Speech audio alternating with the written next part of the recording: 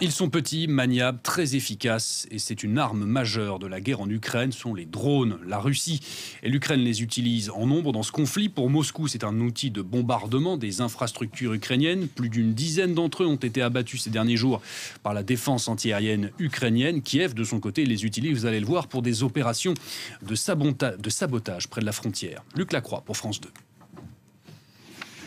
Des drones russes qui s'envolent pour le ciel ukrainien. L'image fait les titres de la télévision russe. Elle prétend qu'ils ciblent des infrastructures. La nuit dernière, les forces russes ont lancé une attaque de drones massive sur des cibles industrielles et militaires sur le territoire de l'Ukraine. Selon les Ukrainiens, ils visaient en fait la capitale Kiev où ils ont été interceptés et Odessa dans le sud. Presque au même moment, à Ilski, côté russe, la raffinerie prend feu. Là encore, il s'agirait d'une attaque de drone, cette fois ukrainien.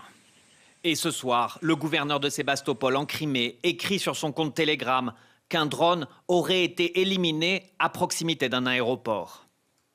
Plus que jamais, ce conflit est d'abord une guerre des drones. Depuis des mois, la ligne de front était figée. Mais le front se ranime et le bilan de la guerre s'alourdit. Hier, scène de panique à la gare et dans un supermarché de Kherson dans le sud de l'Ukraine. Ils ont été touchés par des tirs d'artillerie. Il y a eu des éclats de métal qui venaient du toit. De la fumée partout. La panique. Selon les Ukrainiens, 21 personnes ont perdu la vie, 46 ont été blessées. Les Russes n'ont fait aucun commentaire officiel. Montée de la tension. Des deux côtés, les armées entraînent leurs soldats dans l'urgence.